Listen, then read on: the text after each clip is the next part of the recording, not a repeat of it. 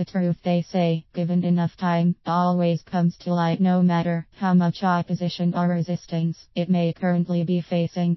In fact, the sign of truth is its ability to withstand the onslaughts of changing times, ideas, beliefs, cultures, ambitions, and lifestyles. So no matter how old the question may be, sooner or later you shall know whether it is indeed a truth or an error of human perception.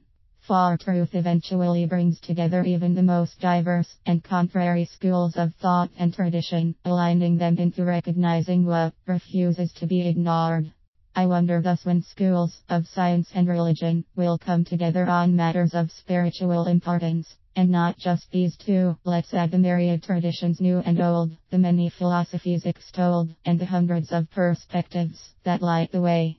Indeed, for the most part, since the dawn of the age of reason, the human soul seems to have suffered a lot of bad press. The religious leaders will not contest its existence, while the scientific community refuses to accept it. And us mere mortals hang on tight to whatever semblance of clarity we possess on the subject, for the answers are far from forthcoming. Personally, I swear by experience, but I am also very aware that our experiences are often much too colored by our own beliefs and perspectives for them to be truly objective. That doesn't mean they do not hold validity, but it creates space for science to step in and tie the loose threads. When it comes to proving the soul's existence, the volunteers are far and few in the scientific community. So it is indeed refreshing to see quite a few brave professors step up to the challenge and offer their supporting theories and proofs on the subject.